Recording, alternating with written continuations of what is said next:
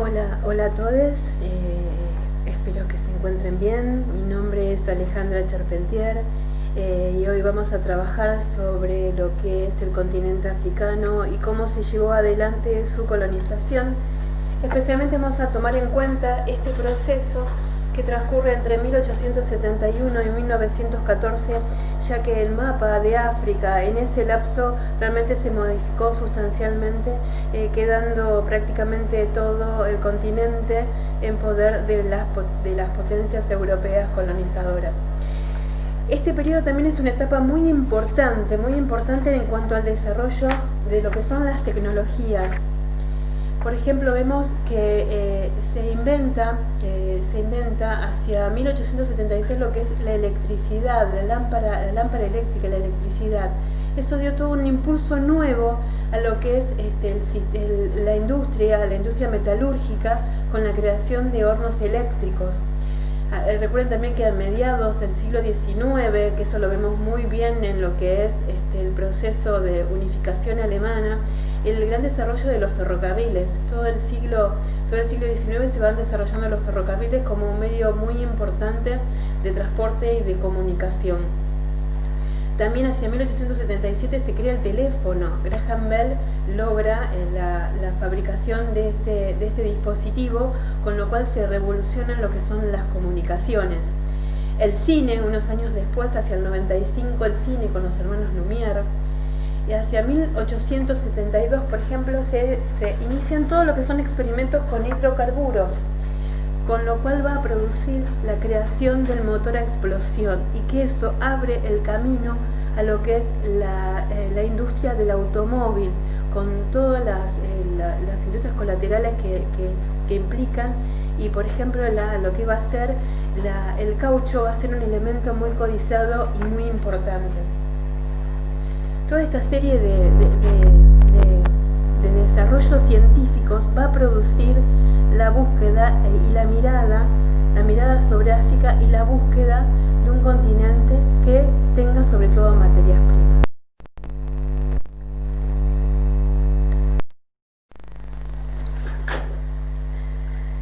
Como les mencionaba anteriormente, la colonización de África del Sur tuvo características particulares. Ahí vamos a encontrar especialmente el enfrentamiento entre población blanca, como va a ser una población de origen holandés, Boer, establecida en la zona de Sudáfrica, y también el imperio inglés tratando de conquistar esa parte del territorio. Nos encontramos que las primeras incursiones, los primeros países que llegan fue Portugal. Llega hacia 1488, llega al Cabo de Buena Esperanza. Sin embargo, en 1620 dos capitanes británicos tomaron posesión del cabo en nombre de Jacobo I. Hacia 1652, la Compañía Holandesa de las Indias Orientales levantó en el cabo una estación fortificada, dándole mayor estabilidad a la ocupación. Hacia 1795, el cabo es ocupado por tropas inglesas con fines defensivos, para evitar que los franceses se apoderaran de ese punto, que es muy sensible en relación a las rutas de las Indias.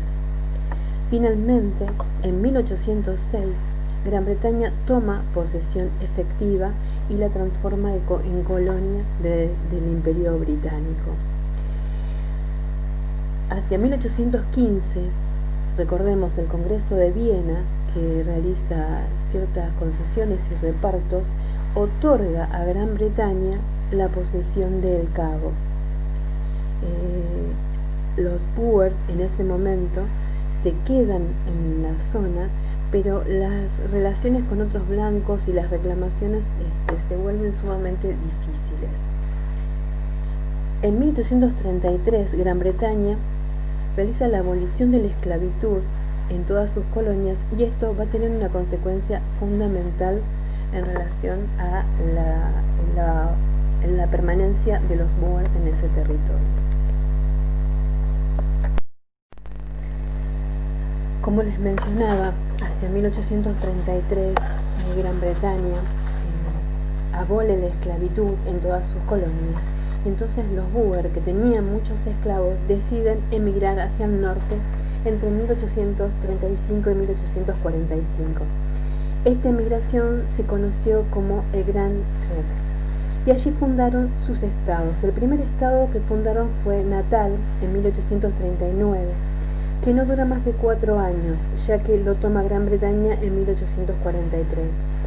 Allí este estado es sumamente vulnerable por la escasez de la población y la actitud del poder africano hacia los zulúes, lo que da una justificación para la intervención británica. Los zulúes se encuentran en la zona al sur de Transvaal. Se trata de un imperio negro, el gran reino de los zulúes, con un ejército muy cuantioso de 40.000 hombres, muy bien equipados y organizados, con su rey Cetewayo.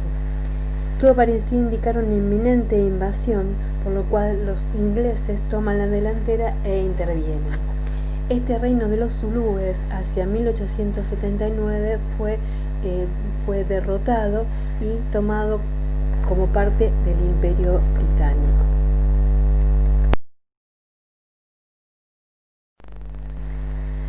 Siguiendo con la cronología, hacia 1850 se da la autonomía de la Colonia del Cabo, pero obviamente con la pertenencia al Imperio Británico, y hacia 1852-53 se fundan los estados libres de Transvaal y Orange.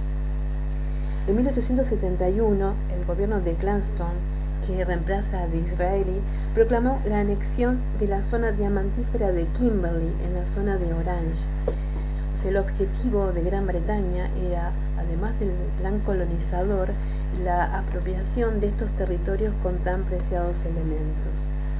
Hacia 1877, Gran Bretaña intenta anexar Transvaal, por lo cual los Boers se sublevan y vencen a las fuerzas británicas en Pretoria. Gran Bretaña en este caso se ve obligada a reconocer la independencia de Transvaal, pero conserva un derecho a vigilar su política exterior. En 1880, Cecil Rhodes, que era un inglés que había llegado a Natal para curarse de una enfermedad pulmonar, forma parte de toda esta producción minera tan importante. Funda en 1880 la Sociedad Minera de Perth, que eran compañías privadas en la explotación minera con importantes capitales, no solamente británicos, sino de otros países. Lo que hace Rhodes es extender la frontera oeste de Natal, ampliando el asentamiento de las fuerzas británicas, o sea, avanza sobre el territorio Boer y constituye la Liga de África del Sur. La idea de Gran Bretaña es provocar la guerra, buscan elementos para que se produzca la guerra y así poder vencer a los Boers y anexarse sus territorios. Como pretexto de la guerra, el gobierno inglés va a escoger la situación de los Uitlanders. Es el nombre que se le daba a los extranjeros, ingleses en su mayoría, que habían inundado Transvaal por el descubrimiento de minas de oro. El gobierno Boer le niega los derechos a estos buscadores de fortuna, niega los derechos electorales, y esto es tomado como casus belli. En este caso, organizado por estas compañías mineras, incitan a la población inglesa contra los Boers. Los Boer, que en realidad estaban defendiendo su independencia, eran presentados como opresores de los ingleses y los colonizadores ingleses vistos como oprimidos que luchaban por justicia y por derechos. Querían forzarlos a ir a la guerra y llegan así a la guerra en función de este casus belli de los Uitlanders.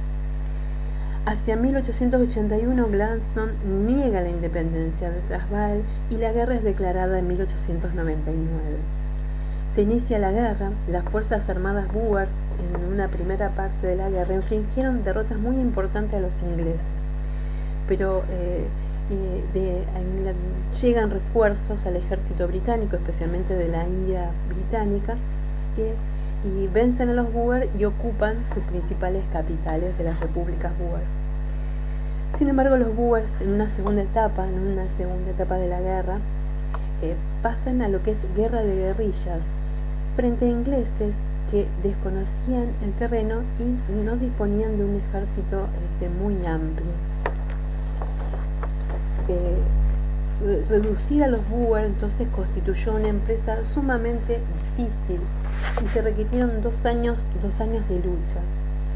La diplomacia inglesa en este tiempo también se aseguró de que ningún país interviniera en la guerra, y para ello aseguró una alianza y una neutralidad en realidad con Alemania. ¿Por qué con Alemania? Porque a Gran Bretaña con esta guerra amenazaba los intereses alemanes. Alemania tenía inversiones en las empresas mineras del Transvaal, y en una ocasión se planteó como defensor de la independencia de este estado Boer, pero después llega a un acuerdo. El acuerdo lo hacen a través de un convenio de 1898 acerca de un futuro reparto de colonias portuguesas, sin un plazo, pero que se harían entre Gran Bretaña y Alemania. Esto asegura la neutralidad de Alemania, que no interviene en el conflicto de África del Sur, y en realidad después terminó siendo letra muerta porque no se llevó adelante. La guerra duró 2 largos años. Se firma el Tratado de Paz de Pretoria o de Leninjin, que se firma en mayo de 1902, que produce el término de la Segunda Guerra Anglo-Boer entre las repúblicas sudafricanas de Transvaal y Estado Libre de Orange por un lado, y el Reino Unido de Gran Bretaña e Irlanda por el otro. Este entendimiento lo que asegura es el fin de las hostilidades y un eventual autogobierno de Transvaal y el Estado Libre de Orange como colonias dentro del Imperio Británico. Las repúblicas africanas rechazaron esta iniciativa británica, pero después acordaron sujetarse a la soberanía del monarca británico. Y el gobierno británico convino a aceptar distintos detalles sobre este tratado. Primero, dar por finalizado la guerra, dar a Transvaal y Orange un autogobierno que termina concediendo en 1906 y 1907. No tratar la cuestión de la liberación de los nativos, de los pueblos nativos, hasta que la autonomía no le haya sido otorgada. Esto se consigue recién en 1994 con el fin del apartheid. Se paga a los afrikaners dinero en concepto de ayuda para su reconstrucción. Se encarcela únicamente a los líderes rebeldes afrikaners del Cabo, no a toda la población. Se permite el uso del afrikaner, el holandés, en las escuelas y los tribunales de justicia. Después, cuando el gobierno británico más adelante le permite el autogobierno, las colonias Boer, se crea lo que es la Unión Sudafricana en 1910, que más tarde tuvo completa independencia bajo la Conferencia Imperial de 1926 y se convirtió finalmente en república en 1961. ¿Por qué tantas concesiones? Uno puede preguntarse después de la guerra, ¿por qué tantas concesiones? Y tenía que ver con la gran diferencia entre la población negra y la población blanca, la gran diferencia de número. Nos encontramos con un número de 3 millones de blancos frente a 11 millones de negros. Entonces, los blancos llegaron a un acuerdo de negociación y conciliación para enfrentar la posibilidad de una rebelión de lo que es la población negra. Sin embargo, hay otra razón que ahora paso también a detallar.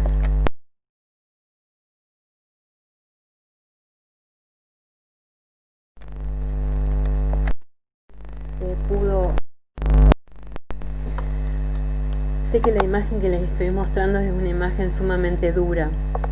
Esta es una de las imágenes que la Comisión Fawcett puede relevar cuando se acerca a los campos de concentración.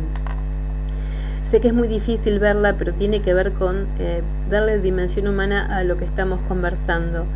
darle la noción de lo que significa, y una imagen muchas veces nos permite dar cuenta y conocer y dimensionar de lo que estamos hablando cuando hablamos de campos de concentración o muerte de personas en función de determinadas políticas.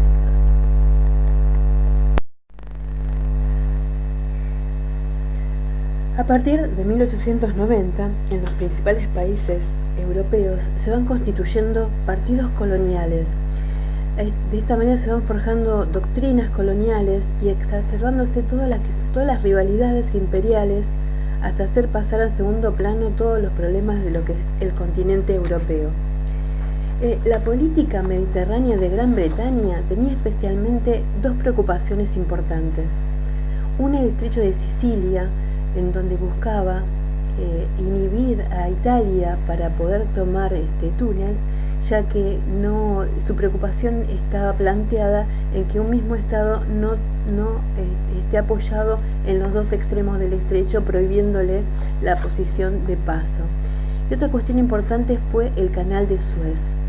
El Canal de Suez fue construido por Ferdinand de Lesseps.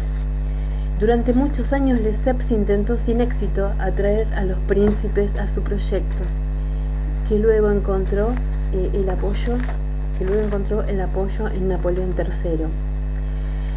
Lesseps inaugura, con la presencia de príncipes europeos y el jedive Ismail, que fue educado en Francia y que es heredero de los payá reformadores que querían hacer de Egipto algo semejante con Europa.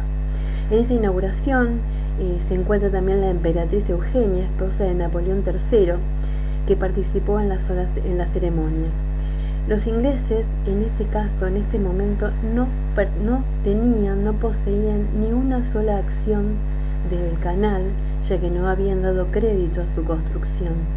Francia tenía en su poder más de la mitad de las acciones y el resto de las acciones la poseía el jedive de Egipto. Disraeli se molestó absolutamente por esta negligencia. La idea de la construcción del Canal de Suez viene desde la época faraónica, este deseo de crear una conexión entre el mar Mediterráneo y el mar Rojo, pero no se produce hasta el siglo XIX. Las obras de excavación del canal se inician en 1859 y fue inaugurado 10 años después. En su momento constituyó una de las obras de ingeniería más grandes del mundo, que fue realizada por decenas de humildes campesinos llevados por la fuerza desde todas las regiones de Egipto. Al principio no se disponía de maquinaria y todo tenía que hacerse a mano. Esto produjo gran mortandad, o sea, según cifras oficiales murieron más de 20.000 trabajadores y estimaciones realistas plantean que los muertos llegan a 120.000 personas. Los trabajos después se fueron acelerando a partir de la introducción de dragas, otros elementos mecánicos. En 1875, el payá de Egipto, a causa de la deuda que tenía el país, puso en venta su parte de las acciones del canal.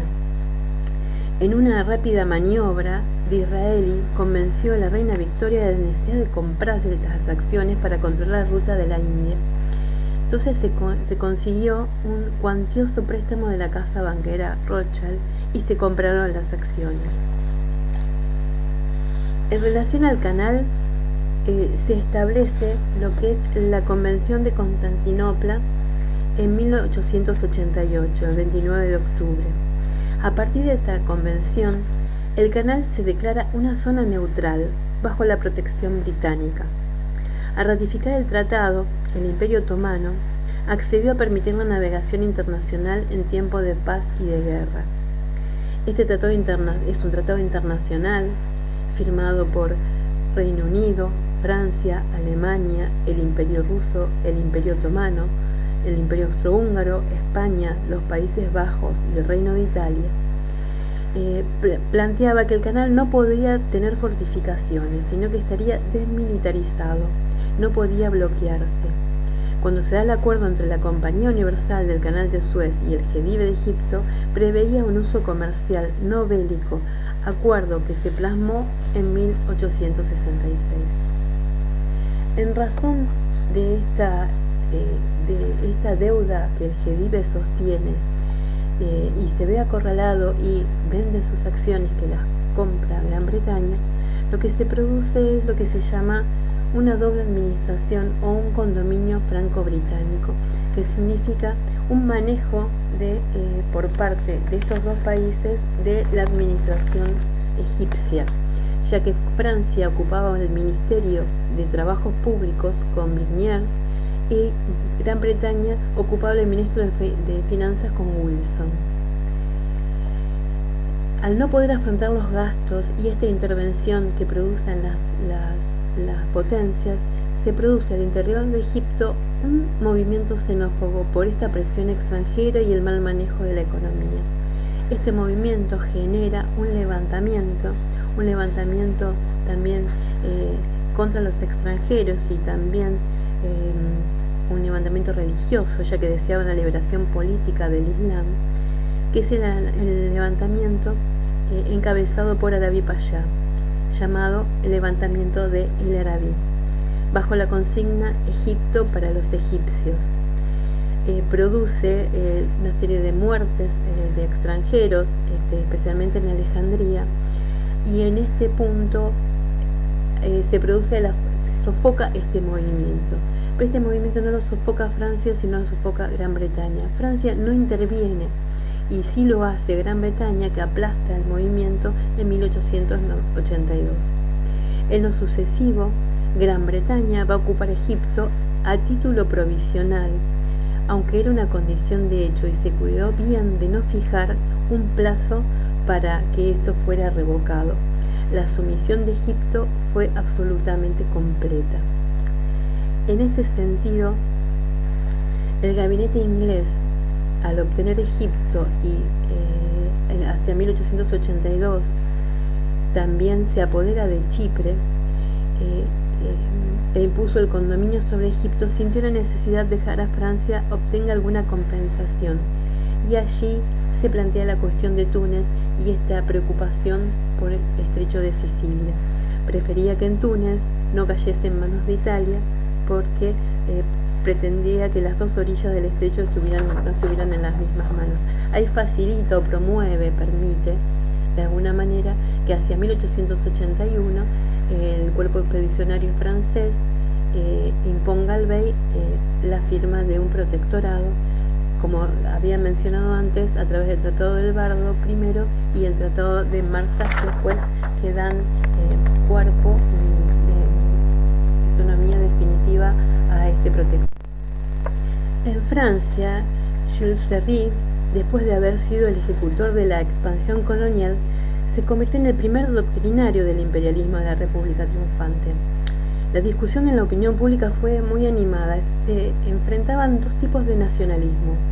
Uno que planteaban que la grandeza francesa tenía que buscarse en ultramar, y para otros toda la energía tenía que reunirse en el continente, ya que esperaban una revancha con Alemania después de haber perdido la región de Alsacia y Lorena. La política colonial francesa chocaba en todas partes con las ambiciones del imperialismo británico. En el último decenio de este siglo XIX, la rivalidad se concentró especialmente en África y más concretamente en la región del Níger, que llegó a un acuerdo hacia 1890, y en el valle del Alto Nilo, donde estallaría la crisis de Fayoda.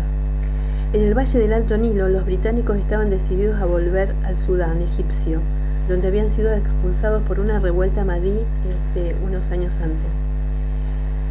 El Sudán tenía un doble interés para Gran Bretaña, porque allí se encontraba el régimen de aguas del Nilo y porque era el lugar de paso para el ferrocarril ideado por Cecil Rhodes, eso que yo les mencionaba, que la expansión que buscaba era lograr territorios que permitiera la realización de una línea de ferrocarril en sentido vertical que se expandiera de El Cabo al Cairo.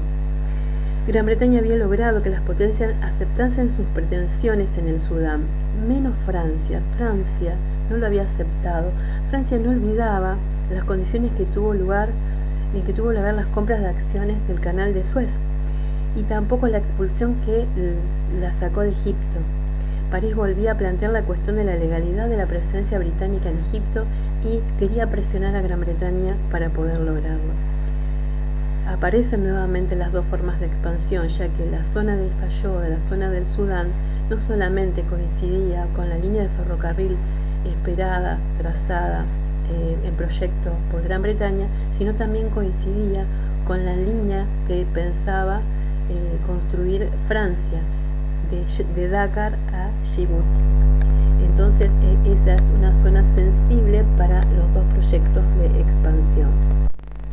La primera crisis entre los dos estados se inició o estalló entre 1894 y 1895, cuando el ministro francés de Asuntos Exteriores no logró que Londres aceptase una negociación global sobre África. Entonces Delcassé, que accede al poder al Ministerio de Asuntos Exteriores en 1898, decide poner a Inglaterra ante un hecho consumado. Dio orden al comisario francés del Alto Ubangui, Lyotard, de llegar hasta el Nilo Superior. Hubo protesta en la Cámara de los Comunes, pero Delcassé mantuvo su política, pero sí logró evitarse la ruptura porque Lyotard no pudo terminar de preparar la expedición.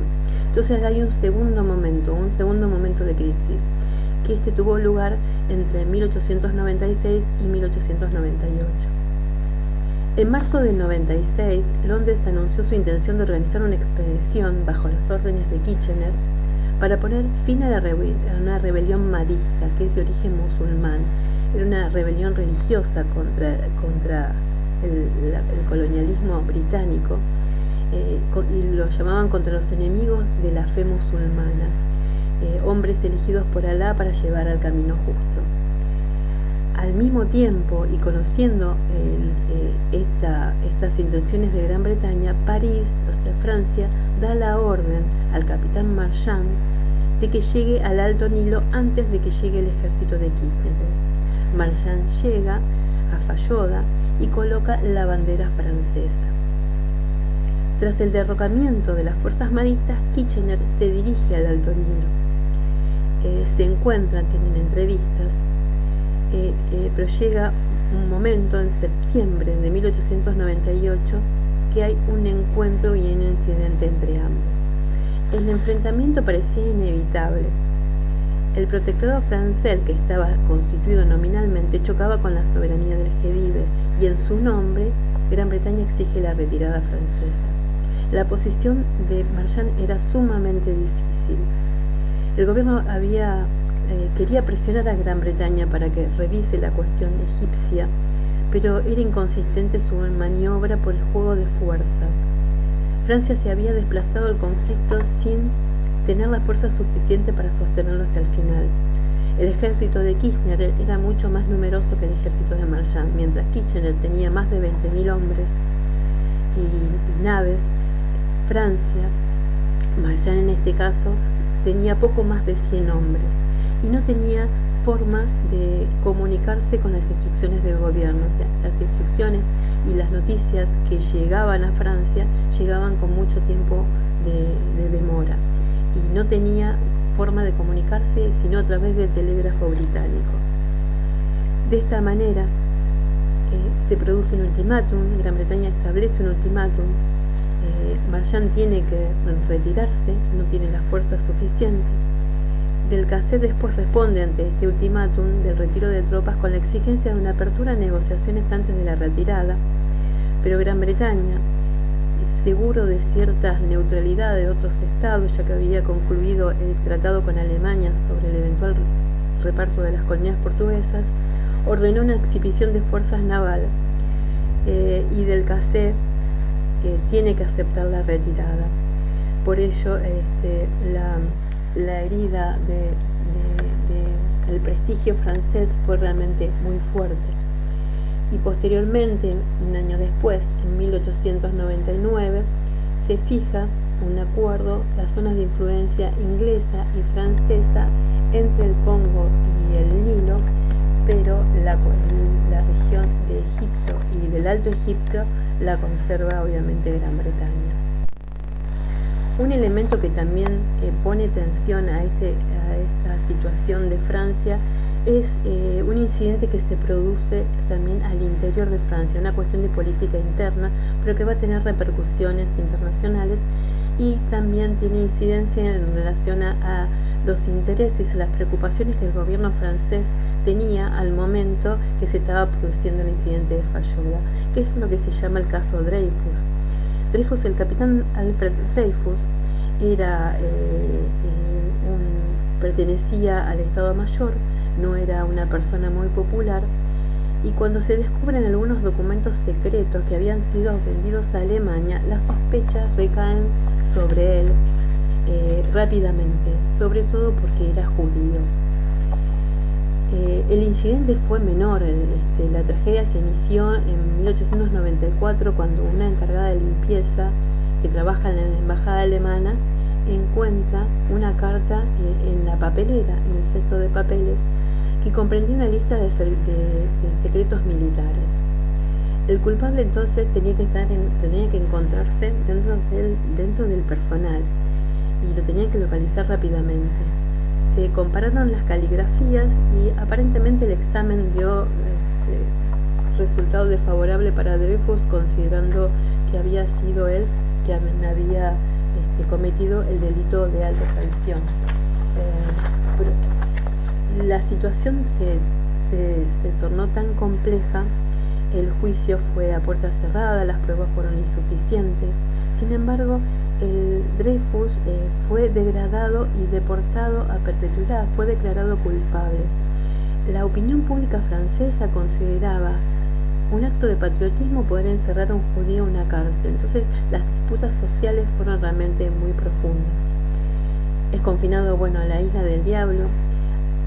Mucho tiempo después, 4 años después, el verdadero culpable reconoce su autoría sobre el hecho. Se vuelve a hacer un proceso a Dreyfus, vuelve a ser declarado culpable. Sin embargo, el gobierno interviene y lo libera, ya que las pruebas estaban totalmente a su favor. Esta cuestión hace a cómo pensaba Francia, en qué momento se encontraba Francia cuando Marchand estaba esperando instrucciones, de alguna manera que le lleguen instrucciones para su accionar en Fallujah en relación a la diferencia de los estados. Con respecto a los intereses coloniales de Italia, el interés de Italia es más de orden político, intelectual y religioso, o sea, no fundamentalmente económico y financiero y tampoco militar. Italia no tenía capacidad para desarrollar una estrategia autónoma de una expansión ultramarina. En el contexto de presión entre Gran Bretaña y Francia, Francia decide penetrar en Etiopía, donde se encontraban las fuentes del Nilo Azul. Los franceses construyen una base naval en Djibouti, que es la línea o la terminación de esa línea de ferrocarril que le mencionaba, y establecieron contactos con Etiopía. Gran Bretaña se sintió sumamente inquieta, prefería en Etiopía a una débil Italia que a una fuerte Francia, a diferencia de lo que pasó en Túnez. Entonces Italia, respaldados por el consentimiento de Gran Bretaña, se apoderaron en 1885 de Massawa, sentando una base para una futura colonización en Eritrea. Y también se establecen en el sur de Etiopía. Sin embargo, cuando los colonizadores italianos tratan de penetrar en el país, sufrieron una grave derrota y debieron replegarse. Los resultados serían realmente muy modestos. El desastre de la batalla de Adwa pone punto final durante un tiempo a los intentos de conquista por la fuerza de parte de Italia. También se produce hacia 1897 la reconquista de Massawa por parte de los ingleses, que encierra Eritrea en muy estrechos límites. Se produce finalmente en 1906 el Tratado Tripartito, que garantiza la integridad de Etiopía, bloqueando la expansión italiana hacia el oeste. El tratado, recuerden, es entre Gran Bretaña, Francia e Italia. Italia vuelve después a intentar su influencia sobre Libia. pero esta cuestión queda ahí subyacente y es una parte de la política italiana. Y en 1935, muchos años después, quien va a ocupar Etiopía va a ser Mussolini, considerando que es una potestad italiana poseer esta colonia, y lo va a llevar adelante ya en el marco de lo que es Sociedad de Naciones, demostrando la incapacidad de Sociedad de Naciones para poder sancionar este tipo de conductas. Bueno, espero no haber sido muy extensa y quedo para cualquier consulta en otros momentos. Hasta luego.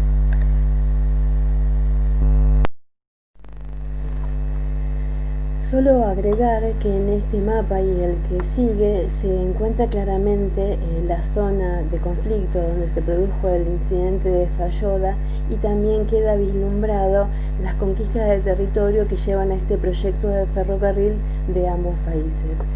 Nos vemos en una próxima ocasión.